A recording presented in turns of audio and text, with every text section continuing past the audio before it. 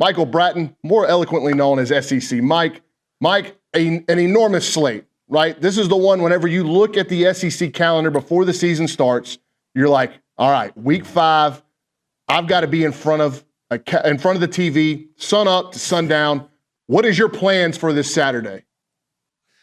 I'm going to act like Billy Lucci here. Let me get on the phone. I'm going to big time you here. But no, I'm going to be glued to my couch. I ain't moving. I don't care. I'm actually missing a wedding this weekend, and there's no guilt on this end because I looked at this slate when I got invited to this thing, and I said, buddy, good luck. You want to move it to Friday, I'll be there. But otherwise, I'm watching football. How disappointed is Cousin Shane that you're not going to his wedding? Wow. Hey, you want to know the true story? And I've never let him forget this. I wasn't invited to Cousin Shane's wedding. How about that? Wow. Yeah, good. Hey, you know what, Mike? Good for you.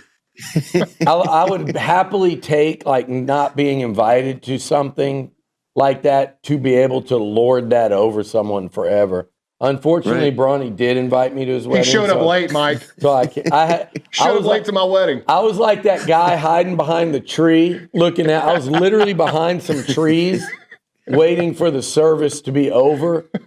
But the way I had walked up from the parking lot, it was like everyone's going to see me walking up. There was no way to get up there to the ceremony outdoors. So I was standing behind a tree, and I zoomed in on him to show him where I was watching, just to prove that, hey, I at least watched it. You did make it for the ceremony. I couldn't hear anything, but I could see it. What? Hey, I saw you in Pate's wedding highlight video. So. Oh, boy, did you, yeah. Everybody did, Mike.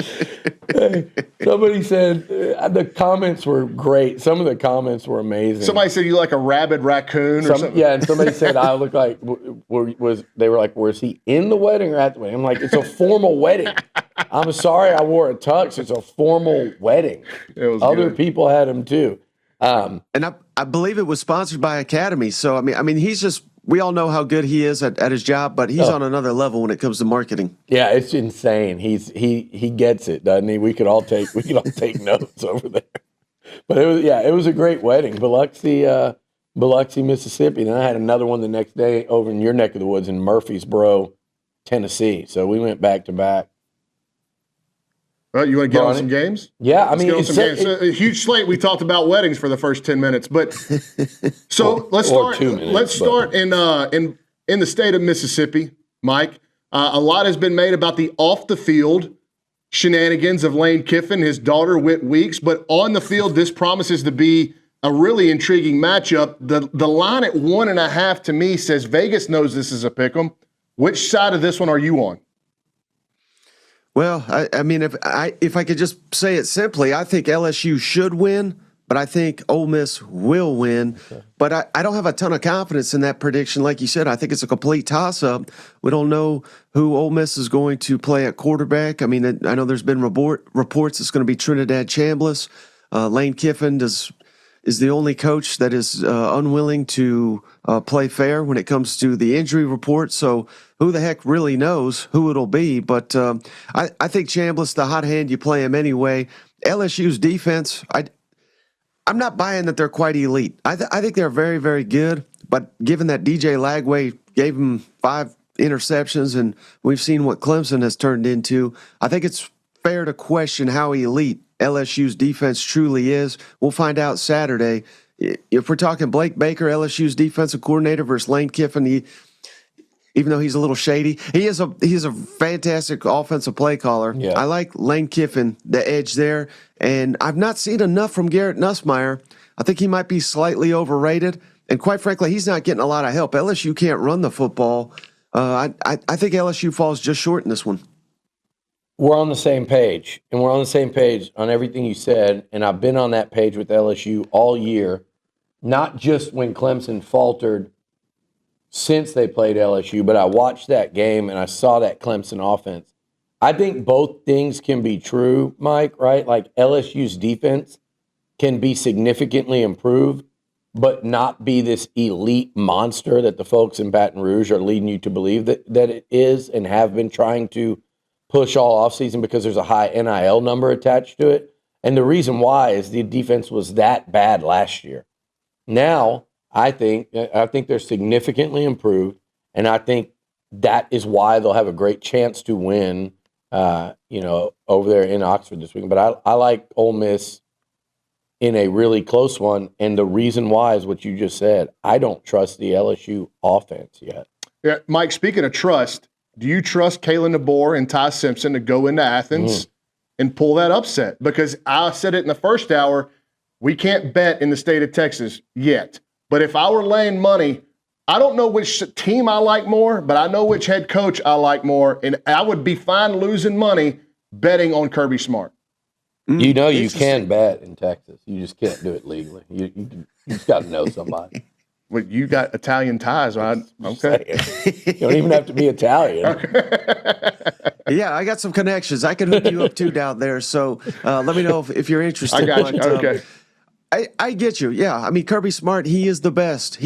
I think it's unquestionable. He's the best coach in college football right now. But I like to call DeBoer DeBoring because he's very DeBoring. But he is a big game coach, and he beat Kirby Smart last year in a similar spot. He's beaten Sarkisian. He's beaten Dan Lanning.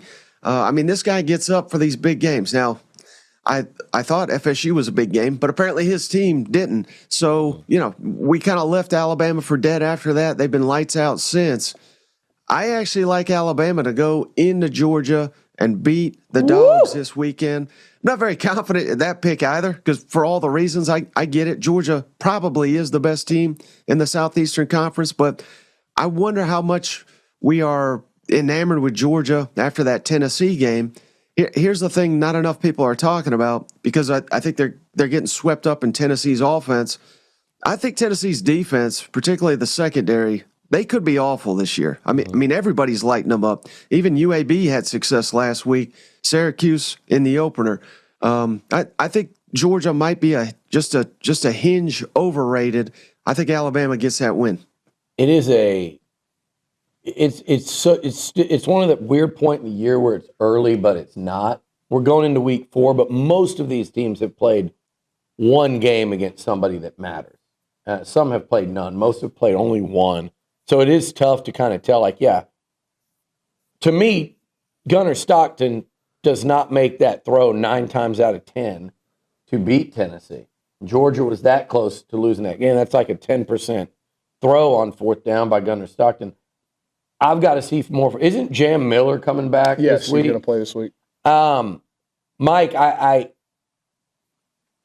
tend to lean the direction of the guy we're talking to right here, but I'm not going all the way in. Now, you know what? I am. I'm going Bama in Athens to win that one with. And Ty I'll say Simpson this: Ty Simpson hot. playing much better. Yeah. Much better. Was he like 41 of his last 46? Yeah, he's crazy. been incredibly efficient. Now, Wisconsin might be the worst bad football team, but he has got some confidence to get his. It feels like the offense is going to be much more efficient, like we saw, and against maybe a porous second. Yeah. We're on the same page so far. Okay, and then Mike go ahead. And I also, maybe this is just, this is not how I should predict games, but things I want to see happen. I hate when we get a month into the season and we say, okay, Georgia, or it doesn't have to be Georgia, whoever, is the dominant team and everybody's playing for second. For me, the narratives is so much more fun if Alabama wins this game. Oh, yeah. Because I think we're sitting here saying, well, who in the heck is the best team in the SEC? And it could literally change week to week. So personally, that's way more fun to me. It's way more fun to think of Vandy A&M SEC title game or a Missouri Tennessee or Vandy Georgia or I'm not going to say Texas. We don't want to hear OU A&M. Bring back the 2012 Cotton Bowl. I mean, there's a million. I mean, look, there are infinite possibilities right now for Atlanta. And I think even if Georgia wins, there still are, right? I don't think that makes them the dominant team. I think that makes them one of the favorites to get there, right? But yeah, it's an absolute free-for-all, Mike. I don't remember ever seeing it like this, to a lesser degree last year. But when you had divisions, it's never been this wide open. And when you had Nick Saban, it's never been this wide open. Yeah, and so, Mike, when you're looking at this SEC slate, There's one game in particular that probably nobody's going to be watching because of when it falls in the day and the two teams that are playing in it. But I'm telling you, it's going to ramp up some hot seat talk for the loser in a major way. And I'm talking about Kentucky and South Carolina. Nobody talking about it, but I'm super intrigued because there are some warm to fiery seats already in this league. Somebody's temperature is getting turned up on Saturday night. Yeah, I'm so glad you said that because if South Carolina loses at home to Kentucky, who I think Kentucky's the worst team in this conference, I think the Gamecock fans may pack Beamer's bags for Blacksburg to Virginia Tech for him. You know what I mean? So, and it was not 2.5, 3 weeks ago. They were number, I think, 12 in the country. I mean, that's insane, but that's the reality of the situation. So, I think Mark Stoops should have been fired a long time ago. I think he's an average coach. I get it. He's the winningest coach in Kentucky. That's fantastic. He's about 30 games under 500 in the conference. Mike, were you posting on TexAgs like sometime a couple of Decembers ago? Were you one of those guys? I was. If so, thank you. Screaming, do not hire this man. Thank you for your service. Disaster. But hey, we're already seeing that in Kentucky. So this is not a very good team. No. They got a first-time quarterback on the road. Again, if they beat Lenore Sellers and company, this is a massive, massive issue for Beamer. So I'm pretty confident South Carolina gets it done. There's no excuses for losing this game. But I do, even though every bad thing I said about Kentucky, I like where they invested in the offseason. They invested on the offensive line. They invested at running back. And that's kind of Mark Stoops' bread and butter. And they are a very good running team. That's what killed South Carolina last week against Missouri. Couldn't stop the run. Yeah, it could. If they start running for 5, 6, 7 yards a pop, it could get late really early in Columbia. You love that saying. I do love that saying. Baseball season, football, it gets late early, Callie. It gets versatile. Listen, it's a very versatile saying. Because they will take Mark Stoops in Kentucky will take the air out of the ball for sure. It's a good game plan. I think South Carolina wins this, and I think it's Mark Stoops that ultimately look.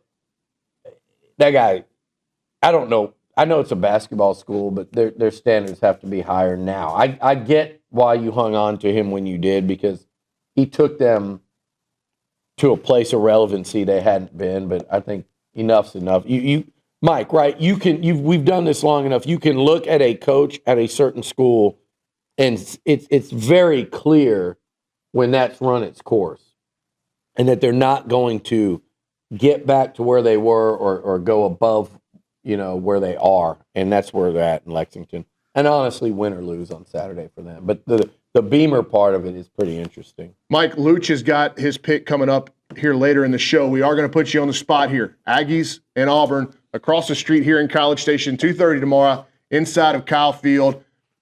Could be looked at as a swing game for both teams. Obviously, A&M with the win over Notre Dame, a ton of momentum. People are now talking about A&M being a 9-win team, 10-win team. You don't get there without this win over a vastly improved Auburn team. Which side of this one are you on? Yeah, all these games, but really this one I think is possibly the biggest coin toss in all the conference this weekend. So what a matchup. I think Auburn got robbed last week. I think they still probably would have lost despite the horrible officiating. But, is that still lingering in their mind? Can they run the football on Texas A&M? I think that's going to be critical. And Jackson Arnold, so dynamic, not necessarily throwing the football, but running. And Oklahoma did such a good job corralling that. Can A&M do that? I don't know. I've not necessarily seen that. I know they got better against Notre Dame, but I don't look at C.J. Carr as much of a dual threat, not nearly to the caliber of Jackson Arnold. And quite honestly, if I was A&M, I would have rather kept playing after beating Notre Dame, getting that hot team, staying them on the field a little bit early of a bye. Could that potentially hurt them in this matchup? This is going to be one heck of a game. I like Auburn to lose to Texas A&M. Wow. Shout out to Aggies. I think they keep it going. Easy there, Corso. Not so fast. And this really could be the beginning of the end for old Auburn because I agree. I think they're a good team, But I really don't think Hugh Freeze is that good of a coach. He's dead last in the SEC among active coaches in one-score ball games right now. So I think he loses another one-score game. And they got Georgia next. They got Missouri after that. I mean, just two of the hottest teams in the conference. So I think that fan base could turn on him pretty quickly. Yeah, that, I said before the season, if A&M is to have a more successful season than people were predicting them to and contend for a playoff berth or for Atlanta, they might end a few coaching tenures along the way. And you look at what's coming up, they could start, like you said, start that spiral for Hugh Freeze. They could end it for guys like Napier and Pittman, although you heard my Pittman prediction yesterday. I don't think he gets that far. But you start looking at things like that, and then you even mentioned Beamer. South Carolina's not firing him, but it could be one where it's like, you're sitting there talking to your agent going, do I actually leave now and go to West Virginia? Virginia Tech. So anyway, if they're going to get it done this year, and oh, by the way, if LSU loses tomorrow and drops another one along the way, it's going to get loud there. People get sick of Brian Kelly. Anything more than 2 this year, and I think they're going to be annoyed. He'll be on the hot seat at least. So up to A&M, you get 3 at home, Mike. And I said this, first half of your SEC schedule, no matter where we think Auburn should be ranked, and I believe they should have beaten OU and would be ranked close to top 15 right now, but you're opening SEC play with 4 unranked teams, 3 at home. That is rare. You don't get that opportunity often. I am assuming Tennessee beats Mississippi State, but you're probably going in with 4 unranked teams to start your schedule, 3 at home. They set it up by beating Notre Dame. Now you have to capitalize on the opportunity. Yeah, and to your point about Auburn, I mean, why aren't they ranked? How dumb are these polls where you go on the road? Oklahoma's 11 in one poll. Yeah. So you drop out by losing to them with several questionable calls. I don't understand how that knocks you out of the top 25. And I always laughed at the Notre Dame ranking because it's like, I get that they were 0-2, and it's like, well, they haven't even won a game yet. So I understand that, but it is funny when that week you look up and Miami's number 3 and A&M's number 10, and Notre Dame literally lost on essentially the last play to each of those teams, the number 3 team and the number 10 team, one on the road, and they're sitting all the way back at 24 when it's clear they're a better team. But I mean, it always is that balance. Is it merit or is it how good you think the teams are? So we'll see. The people I really hate are the ones that rank based on how they think a team's going to finish. Well, they have an easy schedule, so I think they're going to be 11-1. So I'm going to look smart by putting them in my top 5 early, even though I don't think they're one of the 10 best teams in the country. Hey, Mike, real quick before we let you go, got about 30 seconds on the SEC officiating and the statement after that game again between Auburn and Oklahoma. I can't remember in my life that they ever releasing a statement like that in a conference game, maybe in a non-conference game, but it is ridiculous. We got to do something about the officiating. I think Greg Sankey, this should be a big priority in the offseason. What about Arkansas Auburn? Did they do one then too? That was one where Auburn got the I felt like they did something on that one with that fumble by Bo Nix that wasn't.